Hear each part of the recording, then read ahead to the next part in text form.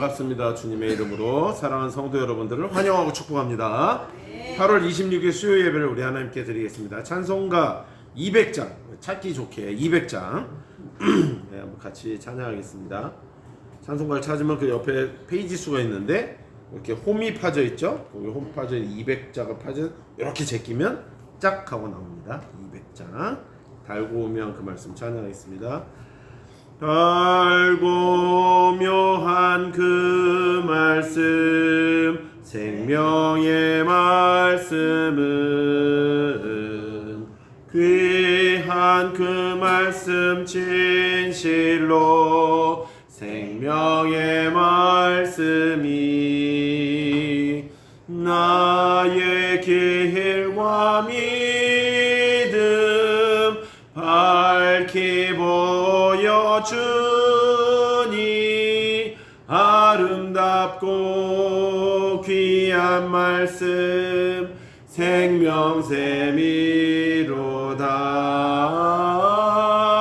아름답고 귀한 말씀 생명샘이로다. 귀한 주님의 말씀은 내 노래 되도다. 모든 사람을 살리는 생명의 말씀을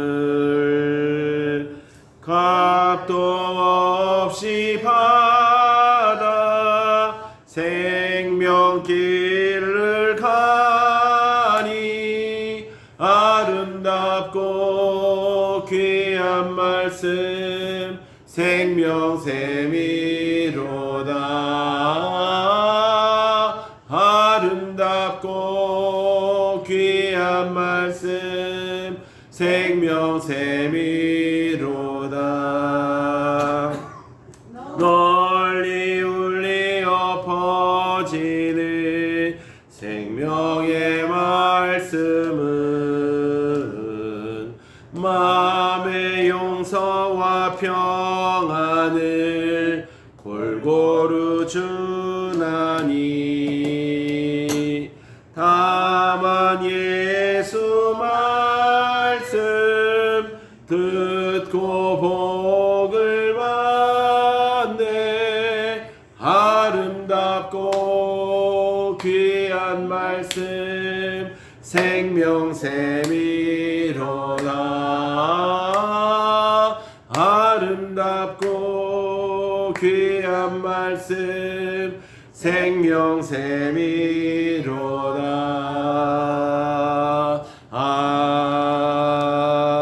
아멘. 우리 한 장 더 하겠습니다. 242장. 우리 몇 장 더 넘기면 242장이 짠 하고 나타납니다. 242장. 황무지가 장미꽃같이 찬양하겠습니다. 황무지가 장미꽃같이 피는 것을 볼 때에 구속함에 노래 부르며 거룩한 길 다니리. 거기 거룩한 그 길에 검은 구름 없으니 낮과 같이 맑고 밝은 거룩한 길 다니니. 하나님의 아름다움과 그의 영광 볼 때에 모든 괴로움 잊어버리고 어디로? 거룩한 길 다니리. 거기 거룩한 그 길에 검은 구름 없으니 낮과 같이 맑고 밝은 또 밝은 거룩한 길 다니리. 마른 땅에 샘물 터지고 사막에 물 흐를 때 기쁨으로 찬송 부르며 거룩한 길 다니리.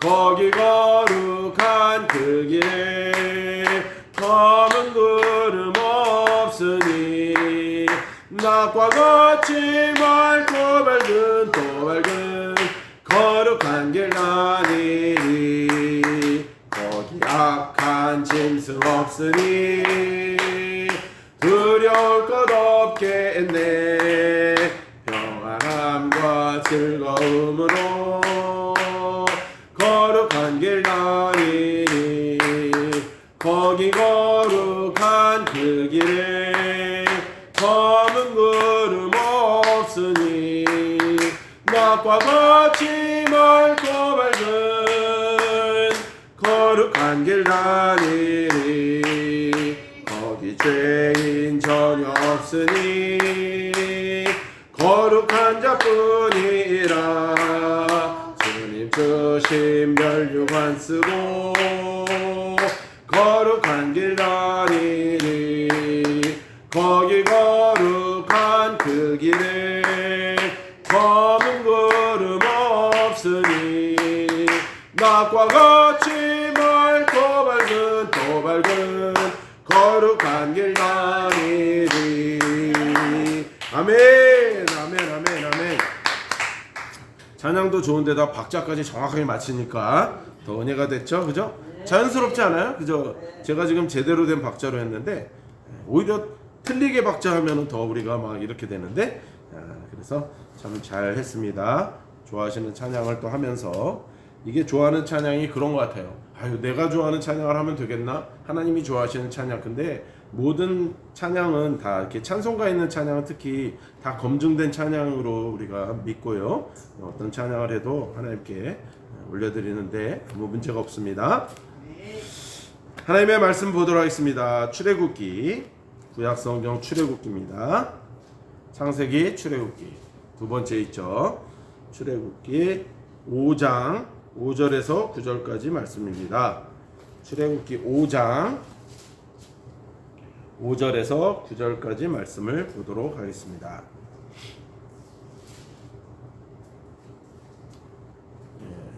시간 좀 드릴게요. 아직. 네, 먼저 찾으시고. 네. 예. 우리 일어나서 같이 읽도록 하겠습니다. 시작. 바로가 또 이르되 이제 이 땅에 백성이 많아졌거늘 너희가 그들로 노역을 쉬게 하는도다 하고 바로가 그날에 백성의 감독들과 기록원들에게 명령하여 이르되 너희는 백성에게 다시는 벽돌에 쓸 짚을 전과 같이 주지 말고 그들이 가서 스스로 짚을 줍게 하라. 또 그들이 전에 만든 벽돌 수요대로 그들에게 만들게 하고 감하지 말라.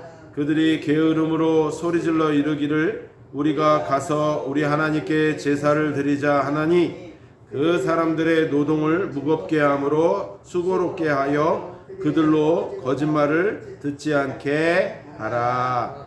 아멘. 자리에 앉으시기 바랍니다.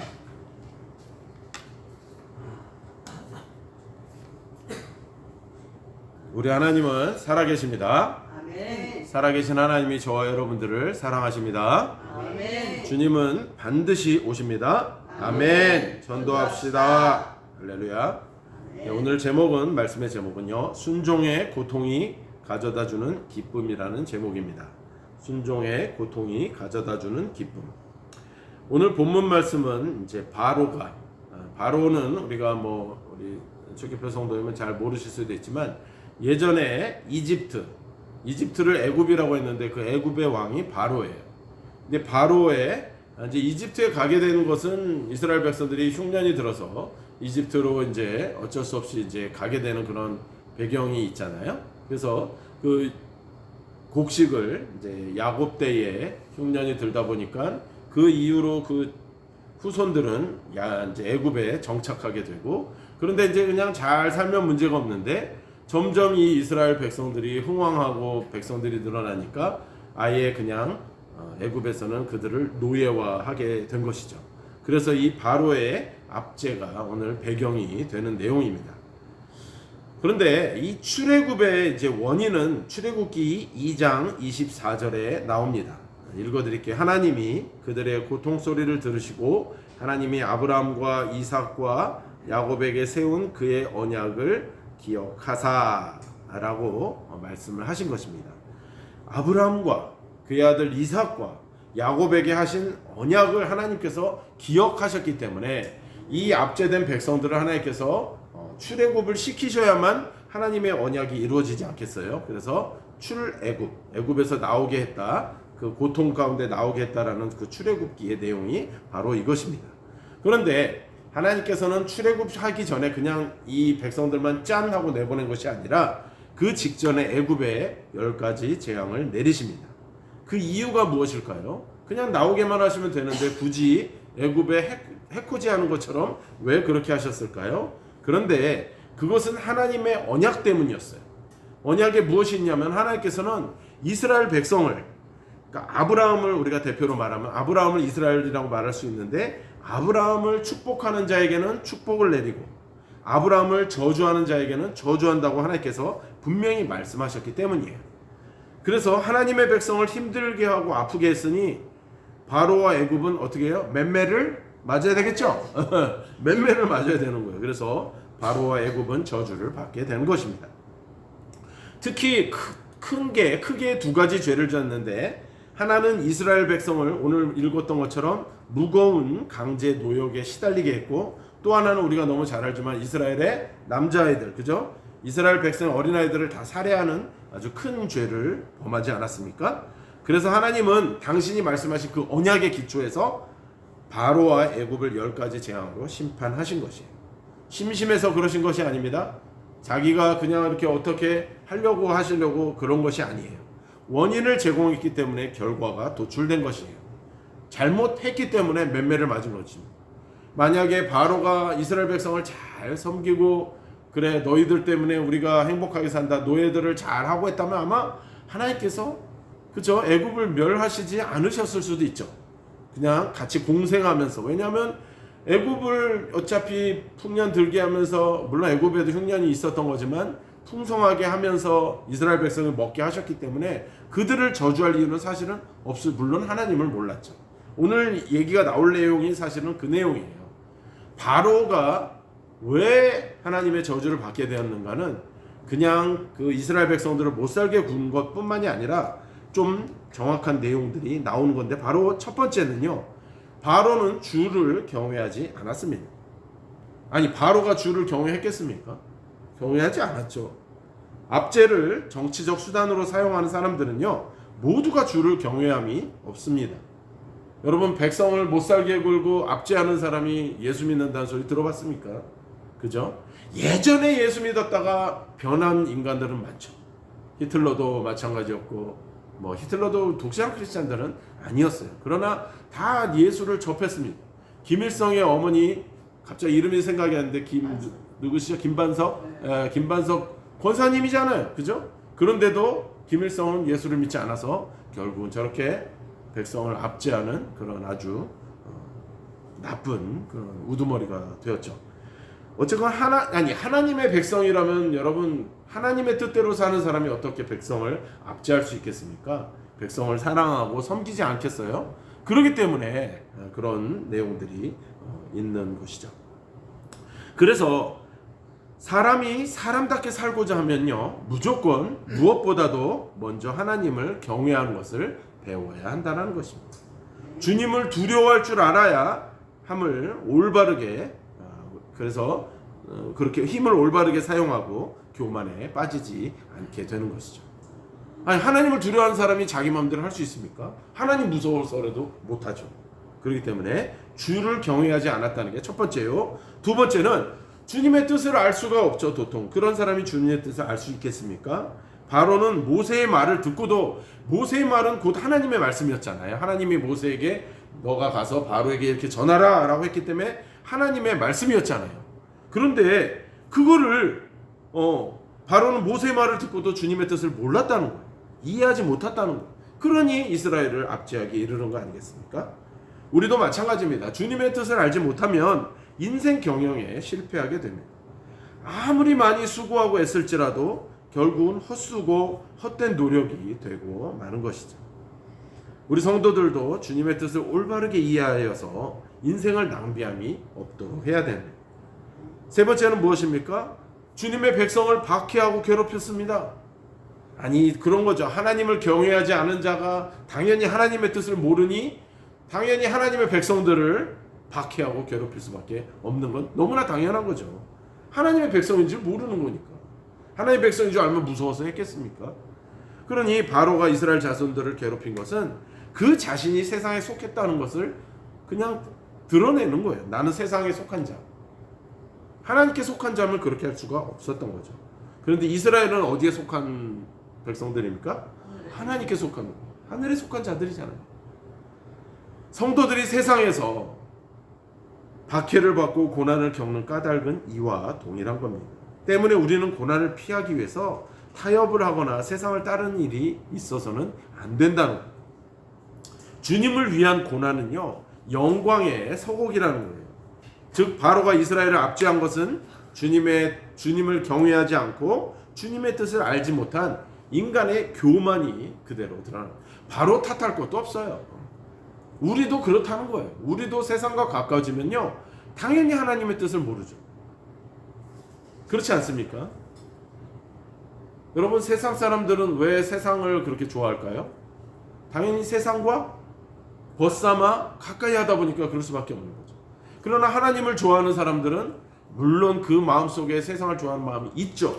그러나 늘 우리가 하나님께 가까이 가려고 노력을 하고 회개하고 기도하고 주님 앞에 무릎 꿇으면 하나님께서 하나님의 뜻을 알게 하시고 주님을 경외하게 만드시고 주님의 백성들을 귀하게 여길 수밖에 없게 되는 거죠.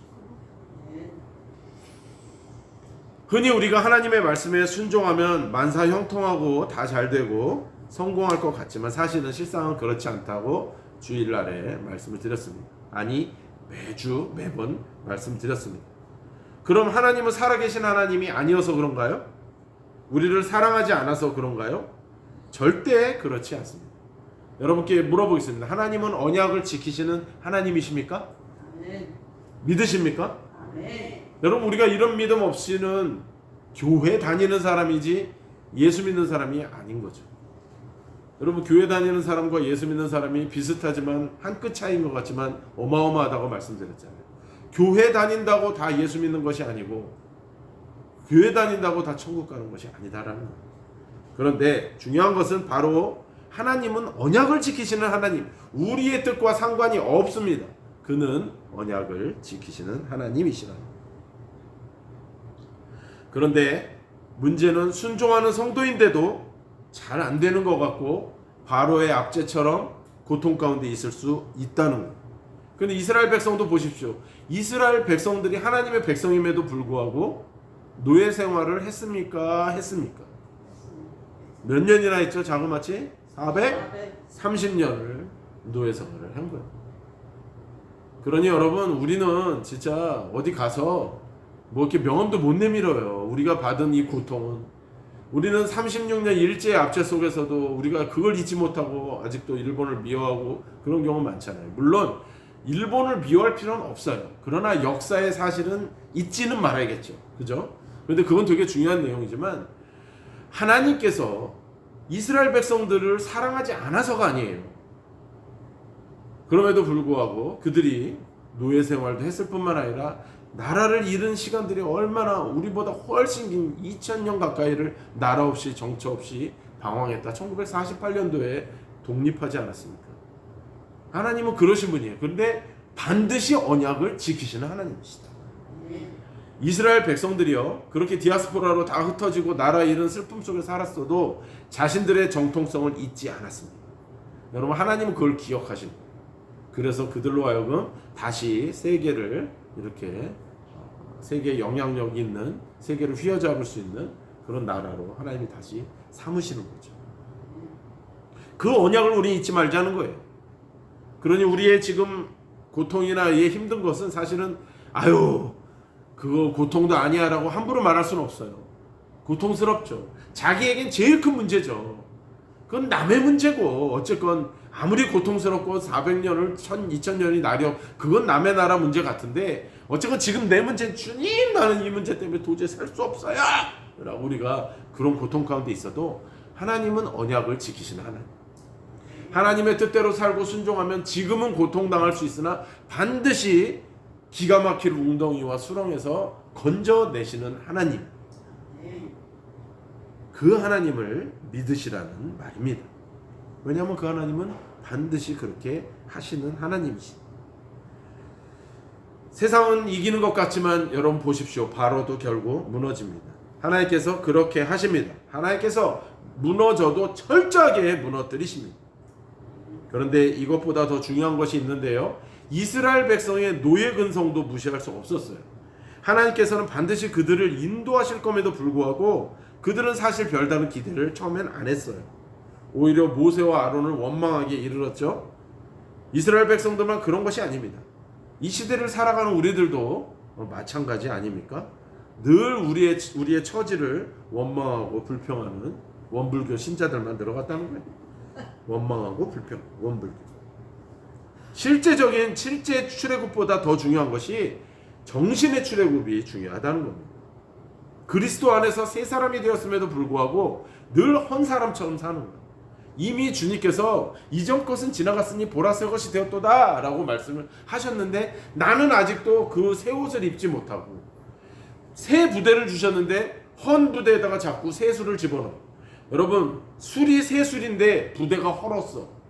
거기다가 넣으면 술이 어떻게 되는 거예요? 새 술이 되는 거예요? 헌술이 되는 거예요? 헌술이 되는 거잖아요. 헐었다니까. 여러분 금 그릇이 있는데 거기다 똥을 갖다 부으면은 뭐가 돼요?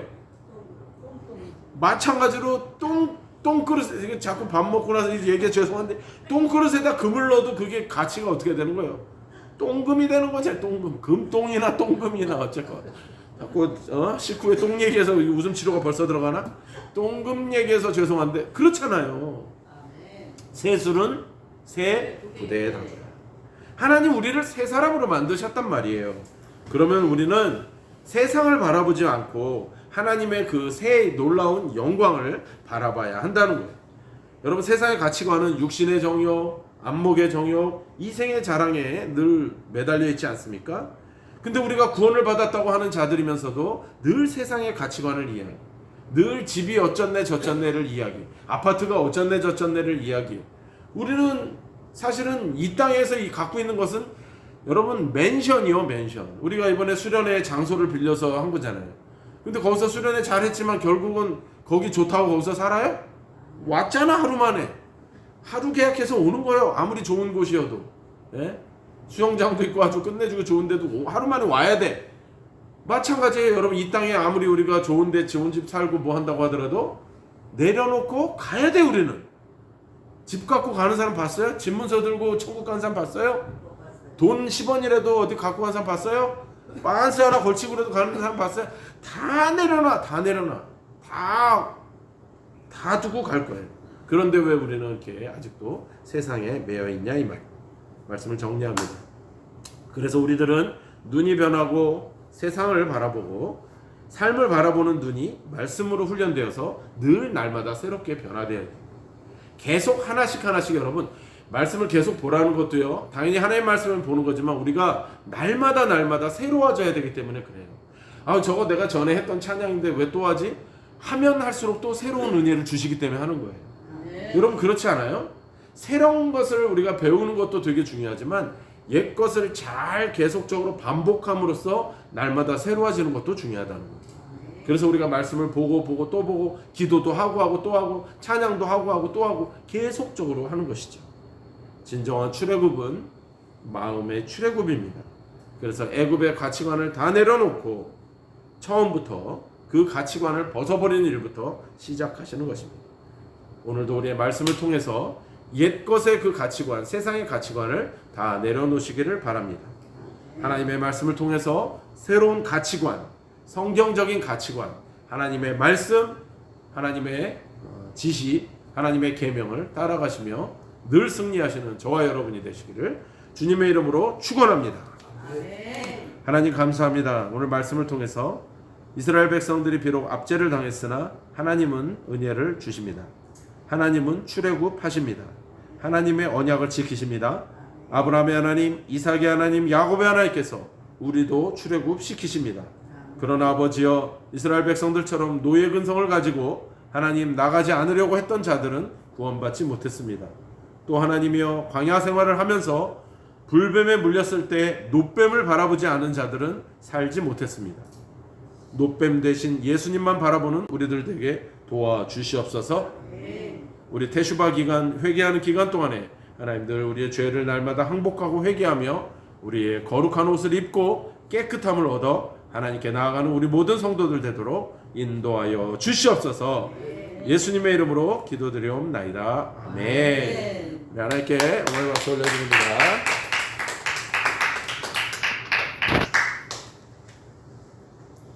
네, 잠시 쉬셨다가